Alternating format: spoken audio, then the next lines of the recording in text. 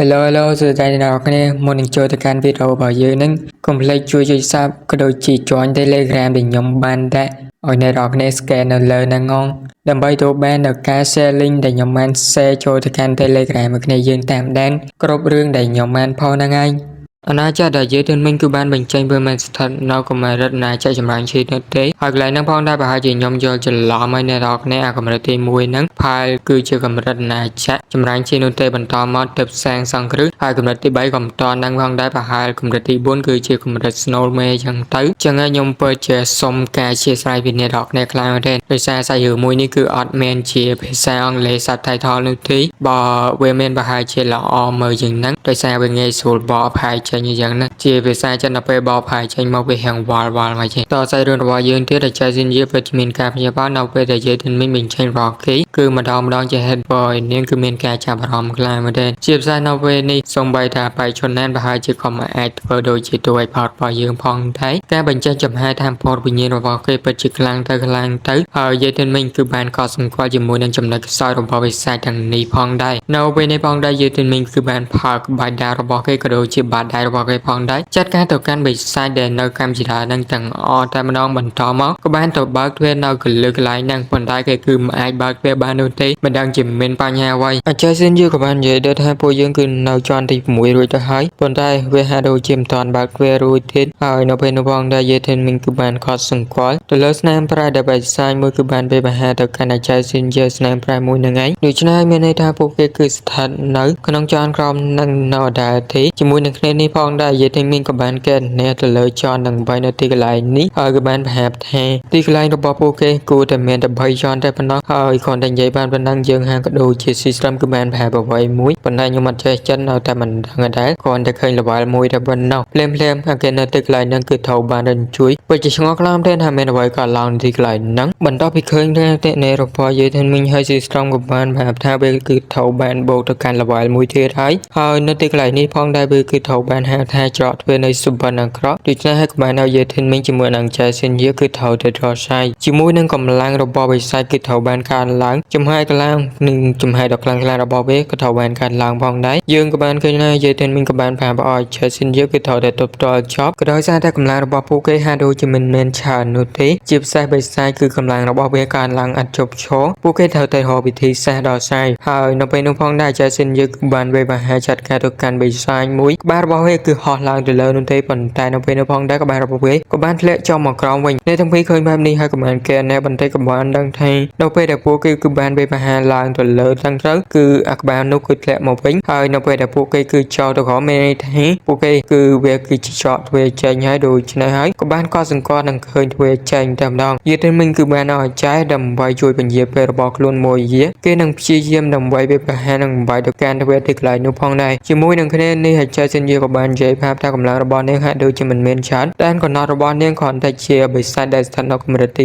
6នេះអាណាចក្រសាងសង់គ្រឹះតែប៉ុណ្ណោះដូច្នេះឲ្យទួយផលរបស់យើងនឹងព្យាយាមដើម្បីបាយធ្វើលឿនទៅយើងមិញក៏បានបញ្ចេញ10ឆ្នាំជាច្រើនចេញមកហើយក៏បានស្ទុះទៅលឿនវិញផងដែរចំណែកអាចារ្យវិញក៏បានបញ្ចេញនៅការបិបហារបស់នាងយ៉ាងខ្លាំងផងដែរគឺលោទៅបិបហាចាត់ការទៅកាន់បិសាច4ក្បាលហ្នឹងនៅពេលដែលបិសាចគឺត្រូវបានកំទេចបិសាចទាំងអស់នោះនៅពេលដែលត្រូវបានបំបីហើយបញ្ចេញនៅសារធាតុមួយហាក់ដូចជាស៊ីនអញ្ចឹងគឺបំបីទៅកាន់អ្នករបស់ចាស៊ីននិយាយឲ្យចេញសាច់ខ្ចីតែម្ដងចំណែកឯទួយផលរបស់យើងនិយាយទៅមិញវិញកំពុងតែបើបាត់ដៃឈិញយន្តដើម្បីបំបីទៅកាន់ទ្វារនៅទីកន្លែងហ្នឹងប៉ុន្តែទោះបីជាគេផកកម្លាំងយ៉ាងណាក៏ដោយហាក់ដូចជាមិនអាចបំបីទៅកាន់ទ្វារនៅទីកន្លែងហ្នឹងបាននោះទេហើយយើងក៏បានឃើញផងដែរថាអ្នកទាំងពីរពិតជាអស់កម្លាំងឡើងដែរជាមួយនឹងគ្នានេះផងដែរនៅពេលដែលយាទិនមិញគឺបានពេលបង្ហាញនឹងបញ្ចេញរបស់គេកាន់តែខ្លាំងនៅពេលនោះ system ក៏បានប្រាប់ឲ្យយើងនឹងថាយាទិនមិញរបស់យើងឈានទៅដល់ដំណាក់កាលលើអាណាចក្រសង្គ្រោះបាត់ហើយគឺក៏បាននិយាយថាអាណាចក្រមួយហ្នឹងគឺជាអាណាចក្រនៃការបង្កើតដូច្នេះយើងក៏បានដឹងនៅពេលហ្នឹងឯងហើយអូខេខ្ញុំ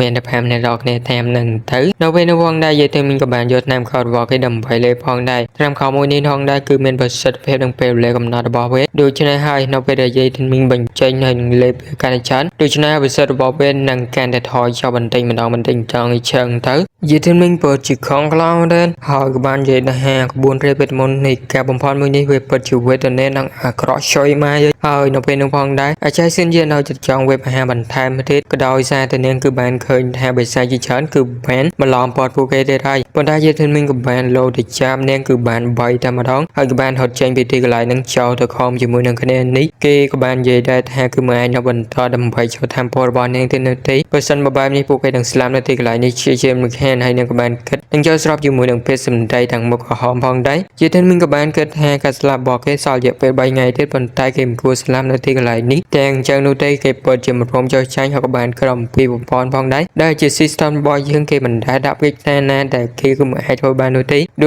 ច្នេះហើយវាច្បាស់ជាមានចន្លោះខ្វះខាតឬក៏ចន្លោះប្រហោងណាមួយគឺធ្វើបានលេចធ្លាយហើយយេទិនមីងគឺបានរត់និងបានគិតហើយក៏បានកេកផងដែរជាមួយនឹងគ្នាដែលគេបាននិយាយប្រាប់យើងនឹងឯងហើយនៅទីបំផុតគឺបានលោតចំខំហើយដូចជាត្រូវបាន teleport មកចន់ខប់ទៀតចឹងហើយនៅទីបំផុតគេបានគិតយកអំពីបញ្ហានេះហើយក៏ដោយសារតែបិសាចទាំងអស់សុទ្ធតែដូចគ្នាជាមួយនឹងបិសាចខងចឹងតាំងពីដើមដែលពួកគេគឺបានឃើញនឹងឯងពួកអននឹងផងដែលបានហៅថា Wandering Executioner ឬអាចហៅថាបេយ្យឃាតវង្វេងជាទិនមិញកំពុងតែគិតចូលកើតឡើងនឹងប្រតិកម្មរបស់បិសាចអនុដែលបានបញ្ចេញមកលើអាចារ្យសិនជានឹងឯងដូច្នេះហើយគេក៏បានគិតអំពីក្មេងស្រីហើយវាក៏ជាប្រតិកម្មដែលតែងតែធ្វើទៅកាន់អាចារ្យសិនជាផងដែរជាហេតុដែលធ្វើឲ្យយេទិនមិញហាដូចជាទាំងហើយបញ្ចេញនូវចំហាយក្ររបស់គេអាចារ្យសិនជាឲ្យដាក់ខ្លួនចុះហើយខ្លួនគឺនឹងដោះស្រាយជាមួយនឹងវាដល់ខ្លួនឯងចំណែកយេទិនមិញគឺមិនខ្វល់នោះទេគឺបានបោះចាយសិនជាទៅរកបិសាចនោះទៅម្ដងហើយក៏បាននិយាយថាអញ្ចឹងសូមទោសផងអាចារ្យដែលធ្វើឲ្យនាងពិតជាមានការព្យាបាលខ្លាំងមែនយេទិនមិញគឺបានយល់ហើយអំពីបញ្ហាមួយនេះវាគឺជាការឆ្លួកវង្វេងគេឆ្លួកទៅវិញទៅលើអាចារ្យសិនជានឹងឯងហើយយើងឃើញថាអាចារ្យសិនជាគឺត្រូវបានបិសាចของចៅដល់នោះគឺបានចាប់ចងហើយអាចារ្យសិនជាពិតជាស្អប់និងខ្ពើមទៅកាន់ទួយ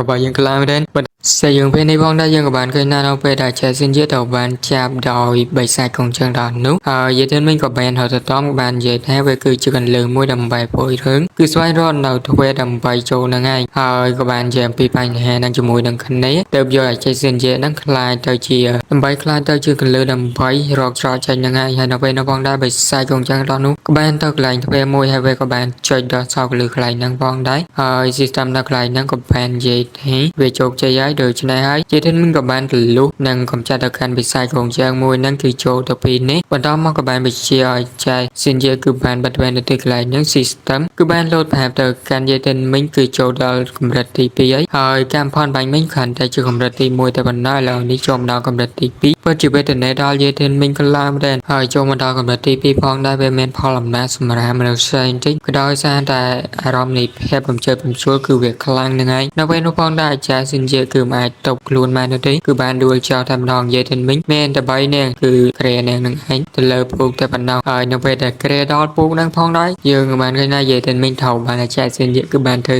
ស៊ីដោយអង្គុយលើហើយក៏បានលេចចេញសភៅមួយផងដែរយើងក៏មិនដឹងថាវាគឺជាសភៅអ្វី system គឺបាននិយាយនេះវាគឺបានបូកបន្ថែម 100% ទៅលើអារម្មណ៍របស់មនុស្សស្រីចំណែកចាអាចារ្យសិនជាវិញគឺតបអារម្មណ៍បាននោះទេគឺកដោសាច់តែម្ដងបន្តមកក៏បានចាប់ដើមបឺនមកទៅកាន់យេទិនមិញនៅពេលនោះសាយើងក៏បានការបន្តលបងប្រមាណអ្នកនេះគឺនៅចនទី1ពួកគេក៏បានធ្វើការចាត់ការនឹងវេប្រហារទៅកាន់បិសាចនិងសម្រាប់វេទជាច្រើនតែម្ដងបន្តមកទៅកាន់អារេវេតមន្ត teleport និងចូលទៅកាន់តនទី2ដល់អស់គ្នាទៅអត់មែនតែយេទិនមិញជាមួយនឹងអាចារ្យសិនជាយើងនៅទីនោះទេនៅពេលដែលចូលមកដល់ចនទី2ហើយពួកគេទាំងពីរទាំង3នៅនឹងគឺបាននិយាយសារគ្នាទៅវិញទៅមកថាកម្លាំងរបស់ពួកគេខ្លាំងអីចឹងទៅជាភាសាប៉ាយិនលីគឺបាននិយាយទៅកាន់បងជួយយន្តទៀតក៏ដោយសារតែស្រីស្មារបស់គេក៏ដូចជាអាចារ្យរបស់យើងនេះគឺបានរត់ចេញនឹងឆាចេញពីគេបាត់ហើយទោះបីជាប៉ាជួយយន្តគឺបានព្យាយាមខកយ៉ាងណាក៏ដោយក៏អាចារ្យរបស់យើងគ្មានដល់នោះទេសំខាន់ក៏ដោយសារតែវាមានអសររបស់គេគឺបានបញ្ជូនទៅពីនៅទៅដំណោះដូច្នេះហើយអ្នកមិនអាចឲ្យសិលពររបស់នាងគឺជួបនៅគ្រោះថ្នាក់នៅចនខាងមុខបាននោះទេប៉ុន្តែនាងមិនដឹងថាយេទិនមិញរបស់យើងគឺជាប់នៅការបំផន់ចនទី1នោះទេហើយជាកម្រិតមួយហ្នឹងឯងក៏ដូចគ្នានេះផងដែរបែបនោះពិតជាខឹងយកតែមែនទេដំណងខណៈពេលនោះផងដែរយើងក៏បានកាយចាយម្នាក់គឺផែន Rosmouse គ្មានឬឃើញបាទតែហើយជាហេតុធ្វើអ្នករកឯមានការឆ្ងល់យ៉ាងខ្លាំងហើយរួចបានជាវាគឺងាយស្រួលបែបនេះនៅពេលនោះផងដែរនាងក៏បានព្យាយាមដល់យ៉ាងខ្លាំងប៉ុន្តែហាក់ដូចជាដំចេញនោះទេប្រាំងរហូតដល់ដកចេញប៉ុន្តែនៅពេលដែលដកចេញនោះពិតជាធ្វើមានការព្យាបាលខ្លាំងមែនទែនដោយសារតែលេចចេញហាក់ដូចជា zombie អញ្ចឹងគឺបានចេញមកនឹងវាលើនេះហើយពួកគេពិតជាភ័យខ្លាចខ្លាំងមែនទែនដឹងថាវាគឺជាមនុស្សឬក៏មកនោះទេពួកគេក៏បាននិយាយយើងនឹងដែរអាប៉ូមេឡននេះគឺត្រូវបានចងខំនៅសភៅជាមួយ នឹងកំណត់តែចារបស់ប៉ែរបស់យើងផងដែរដោយនិយាយរបស់ប៉ែយន្តឈូនឹងហើយជួយយន្តនៃរកគ្នាប្រហែលជានិយាយខុសជាមួយទៀតហើយដោយគ្នានេះផងដែរយើងក៏បានឃើញថាពួកគេនឹងគឺមិនចាំយូរនោះទេហើយក៏មិនយកព្រមឲ្យបិសាចដល់នោះគឺបានបង្វេរបញ្ហាពួកគេមុនផងដែរពួកគេគឺបានចាប់ផ្ដើមដើម្បីធ្វើការវេបញ្ហាទៅកាន់បិសាចនោះតែម្ដងប៉ុន្តែការវេបញ្ហារបស់ពួកគេរួមបញ្ចូលគ្នានឹងក៏ត្រូវបានកាត់ដោយបរិម្នាក់ផងដែរហើយបរិម្នាក់នោះចេញមកក៏បានហៅពួកគេទាំងអស់គ្នាថាគឺជាក្មួយប៉ុន្តែបច្ចុប្បន្នគឺបានសួរថាតើលោកឯងគឺជាណៃហេតុអ្វីបានជាមានសម្លេងបំពេរបស់សិស្សប៉ារបស់ពួកគេហ្នឹងហើយនៅពេលនោះផងដែរយើងក៏បានឃើញថាបែបនេះហ្នឹងគឺបាននិយាយថាគេគឺជាសិស្សដែលបានជាប់នៅទីកន្លែងហ្នឹងក៏ដូចជាអាណាចក្រសម្ងាត់ហ្នឹងកាលពី100ឆ្នាំមុនអីចឹងទៅហើយក៏បានបោះស្លារបស់ប៉ែគឺទៅអបៃឈូយន្តផងដែរបៃឈូយន្តគឺបានកត់សម្គាល់ហើយក៏បានមើលទៅហើយនៅពេលនោះផងដែរក៏បាននាំសិស្សរបស់គេហ្នឹងគឺបានគ្រប់ទៅកាន់អប៉ែហ្នឹងផងដែរអប៉ែហ្នឹងគឺបាននិយាយប្រាប់ទៅកាន់ក្រុមបៃឈូយន្តថាពួកគេទាំងគ្នាគ្រាន់តែជាមនុស្សឬក៏អណិតដោយសារតែពួកគេគឺបានស្រូបចូលនៅចំហាយវិស័យទៅធ្វើរាងការរបស់ពួកគេខ្លាចទៅជាបែបនេះពួកគេពិតជាគួរអណិតខ្លាំងមែនទែនដោយសារតែពួកគេគឺមិនអាចទៅចាប់ជានោះទេព្រលឹងរបស់គេត្រូវបានកប់ទុកនៅរងរូបរាងកាយមួយនេះជាហេតុដែលធ្វើឲ្យពួកគេនឹងពិតជាកំសត់ខ្លាំងមែនទែនពួកគេរងចាំឲ្យអ្នកទាំងអស់គ្នាជួយសង្គ្រោះពួកគេអបិរបាននិយាយនឹងមានឈ្មោះថាហ៊ូឆុងក៏ដូចគ្នានេះផងដែរសាយើងក៏បានកាត់ទៅរកកន្លែងចាយូហានវិញនេះកំពុងតែហត់ទៅរកយេធានមីងហើយនាងក៏បានកើតផងដែរមិនមែនដូចជាពេលសម្ដែងដែរអបៃឈូយន្តគឺបាននិយាយថាយេធានមីងគឺបានស្លាប់នៅចន្ទទី1ទេមែនទេនាងគឺអាចឲ្យរឿងនេះខ្លាយទៅជាបែបនេះបាននោះទេជាមួយនឹងគ្នានេះផងដែរយើងក៏បានឃើញថាសមោប្រមាណក្បាលហ្នឹងគឺបែនមកពីក្រោយរបស់ចាយូហានហើយស៊ីស្តឹងបាននិយាយថាតំណែងរវាងព្រលឹងនិងព្រលឹងរបស់ចាយូហានជាមួយនឹងយេធានមីងគឺត្រូវបានតបចប់គ្នាប៉ុន្តែវាគ្រាន់តែជាចំណុចខ្សោយតែប៉ុណ្ណោះវាមិនតាន់បានឡើងទៅដល់កម្រិតដ៏ខ្លាំងមួយដើម្បីតែទងរវាងព្រលឹងរបស់អ្នកទាំងពីរនោះទេក៏ដូចគ្នានេះផងដែរយេធានមីងកំពុងតែត្រូវបានឲ្យចែកសិនជាគឺបានពើម៉ត់គេហ្នឹងគឺមិនឈប់នោះទេគេក៏បានគិតថាគេមិនគួរកេងចំណេញទៅលើចាសិនជានោះទេបន្តមកក៏បានចាប់ពីលើនាងវិញហើយក៏មិនបញ្ចេញតាមក្របលីងតង់មួយមកតែវាមានអត្ថប្រយោជន៍ក្នុងការបន្សាមហ្នឹងហើយក៏បានឲ្យចាសិនជាគឺលេបទៅហើយគេក៏បានចាប់អារម្មណ៍ទៅលើសភៅមួយដែលបានលេចចេញផងដែរ system គឺមិនស្គាល់អំពីអត្តសញ្ញាណរបស់វានោះទេសូម្បីតែឈ្មោះក៏មិនដឹងផងដែរដូច្នេះហើយគេពិតជាឆ្ងល់ខ្លាំងដែរក៏បានបើកមើលហើយយើងក៏បានឃើញថានៅពេលគេបើកមើលហ្នឹងគឺបានមកដល់គឺបច្ចុប្បន្នរបស់យើងក៏ដូចជាមានគណិតគីមីតង់សង់អីចឹងទៅគឺមាននៅលើក្តារគេហ្នឹងហើយក៏បានមើលទៅលើក្រោមរបស់គេហ្នឹងគឺជាមនុស្សស្រីតែប៉ុណ្ណោះជាតែធ្វើឲ្យយេទិនមីងពិតជាកៀងខ្លាំងមែនទេស៊ីស្រងបាននិយាយថានេះគឺជាកំណត់ថានៃការចងចាំរបស់មនុស្សម្នាក់ដែលយេទិនមីងកំពុងតែនៅហ្នឹងហើយយើងក៏បានឃើញរូបរាងកាយពេញរបស់នាងផងដែរហើយដូចជាសាខ្លាំងមែនទេក៏ដូចគ្នានេះក៏មានសក់កំពុងតែនិយាយគ្នាថាស្មើអីចឹងទៅអ្នកគ្រូក៏បានចូលមកនៅពេលនោះផងដែរយើងក៏បានឃើញបរិបម្នាក់គឺបានចូលមកផងដែរហើយខ្ញុំប្រហែលផ្លែនឹងតែម្ដងទៅដើម្បីសួរនិយាយគ្នាបន្តិចដែលបរិបម្នាក់ផងដែរគឺជាដូនតាក៏ដូចជាពពែប្រុសរបស់យេទិនមីងហ្នឹងហើយក៏ដូចតែយេទិនមីងចឹងពពែប្រុសរបស់គេក៏ដូចជាដូនតារបស់គេហ្នឹងគឺញ៉ាយសំបីតែអ្នកគ្រូក៏មិនលើកលែងផងដែរសំបីតែអាចារ្យដែលយេទិនមីងកំពុងតែស្ថិតនៅហ្នឹងក៏បាននិយាយថាអាបែបហ្នឹងអាណាក៏ញ៉ាយដែរឲ្យតែស្រីគឺញ៉ាយមិនរើមកនោះទេហើយមានតែញ៉ាយចោលដូចជាយេទិនមីងនោះទេគឺបានញ៉ាយយកតែម្ដងហើយជា band ទេតែមើលទៅហើយយើងក៏មិនតន់ដឹងយ៉ាងណាយ៉ាងណាទេតែក៏ដោយសារសាយើងរបស់យើងការមកដល់កន្លែងមួយទៀតយើងក៏បានឃើញថាបុព្វបុរសរបស់យេទិនមីងហ្នឹងគឺបានមកដល់ព្រៃមួយក៏ដូចជាអាចារ្យម្នាក់ហ្នឹងគឺបានមកលបមើលគេផងដែរនៅពេលដែលអាចារ្យម្នាក់ហ្នឹងក៏កំពុងតែលបមើលនោះផងដែរយើងក៏បានឃើញបុរសម្នាក់គឺបានមកដល់ហើយក៏បានចាប់ខ្ទប់មកទៅកាន់អាចារ្យម្នាក់ហ្នឹងហើយអាចារ្យម្នាក់ហ្នឹងពិតជាមានការកាំងយ៉ាងខ្លាំងហើយក៏មានការព្យាបាលផងដែរហើយពេលហ្នឹងក៏បាននិយាយថាខ្លួនគឺជា fan របស់អាចារ្យម្នាក់ហ្នឹងក៏ដូចគ្នានេះផងដែរអាចារ្យម្នាក់ហ្នឹងពិតជាកាំងខ្លាំងទេប៉ុន្តែអាចារ្យម្នាក់ហ្នឹងក៏មិននន់ដូចគ្នាផងដែរកម្លាំងរបស់នាងពិតជាខ្លាំងដែរគឺបានចាត់ការទៅកាន់អ្នកកម្លាំងម្នាក់ហ្នឹងបានទាំងស៊ីផយតែម្ដងនៅពេលដែលបានសម្លាប់ទៅកាន់អ្នកកម្លាំងហ្នឹងហើយបានរៀបនឹងថាចេញបន្តក៏ទៅបានសាសរបស់បាកម្លាំងហ្នឹងគឺបានបែកចេញរូបរាងកាយរបស់វាប្រមាណទៀតពីរូបរាងកាយដើមតែកំពុងតែឈរហ្នឹងគឺបានចាត់ការទៅកាន់អាចារ្យម្នាក់ហ្នឹងបន្តក៏ទៅបានដូនតារបស់យេទិនមីងគឺបានមកជួយតនៅពេលនោះផងដែរនៅពេលដែលដូនតារបស់គេគឺមកជួយហ្នឹងមានតែជួយឲ្យបានច្រើននោះទេក៏ទៅ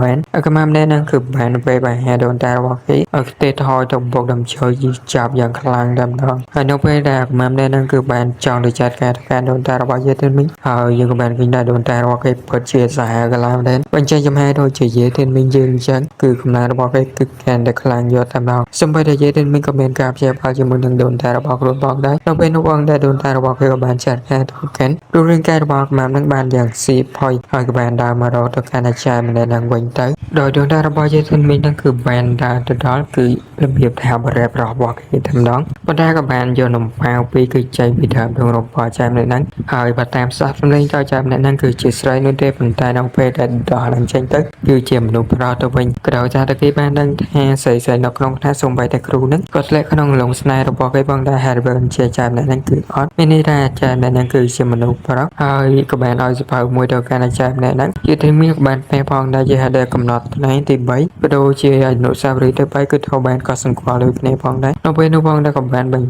ចេញទៅទីកន្លែងមួយទៀតរបស់យើងបានឃើញហើយមនុស្សម្នាក់មួយផងដែរគឺជាអាចារ្យដែលយើងបានមើលបំបញ្ញវិញនោះផងគឺបានឈរទៅលើកំណត់សាកសពជាច្រើននាងក៏បានណែនាំខ្លួននាងថាគឺជាអ្នកគ្រប់គ្រងនៅទីកន្លែងនេះក៏ដូចជាអ្នកនឹងជាម្ចាស់នៃអាណាចក្រសម្ងាត់មួយនេះផងដែរហើយក៏បានស្ទុះមករកយេធីនមីងហើយក៏បានស្គាល់ថានេះគឺជាតកូយេជារដ្ឋធ្វើយេធីនមីងពិតជាឆ្ងល់ខ្លាំងដែរក៏ដោយសារតែយេធីនមីងនឹងគឺមានខ្សែឈាមរបស់គាត់នៅក្នុងរូបរាងកាយមួយនេះគឺសំដៅទៅលើដូនតារបស់នឹងឯងក៏ដូចគ្នានេះផងដែរបណ្ដាមសង្កេតទៅលើស្នាមខ្មៅនៅលើរាងកាយរបស់យេធីនមីងសល់តែរយៈពេល3ថ្ងៃទៀតតែប៉ុណ្ណោះគេច្បាស់ចេះស្លាប់តែគេមិនខានហើយនាងគឺបានផ្ដល់ឱកាសមួយសម្រាប់យេធីនមីងផងដែរប៉ុន្តែយេធីនមីងគឺមិនចាប់អូខេចង់ដឹងថាអំណាចរបស់ថាមពលស្ដេចអ្នកក្រេពណ៌ខ្មៅហ្នឹងគឺអាចជួយគេបានកម្រិតណាទៅយេធីនមីងរត់តែឆ្ងល់នឹងកាំងទៀតហើយក៏ដោយសារតែដឹងអំពីចំហាយនិងកម្លាំងរបស់អំណាចអ្នកក្រេពិតមួយនេះក៏ដូចគ្នានេះផងដែរសង្ឃឹមថាយេធីនមីងគឺអាចរស់នៅ3ថ្ងៃនឹងគឺយ៉ាងល្អហើយស៊ីស្តឹមក៏បាននិយាយថាយេធីនមីងគឺទទួលបានបច្ចេក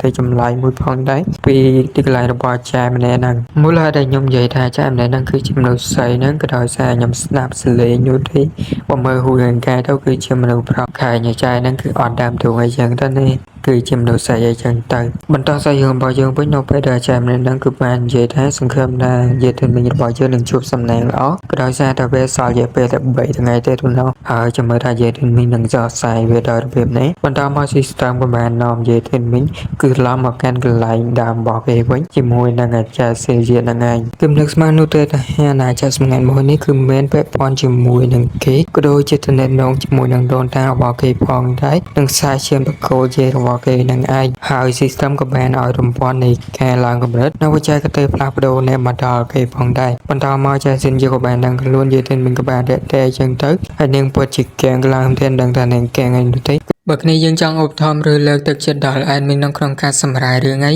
គ្នាយើងគឺអាចលើកទឹកចិត្តតាមរយៈ QR ទាំងពីរនេះបាន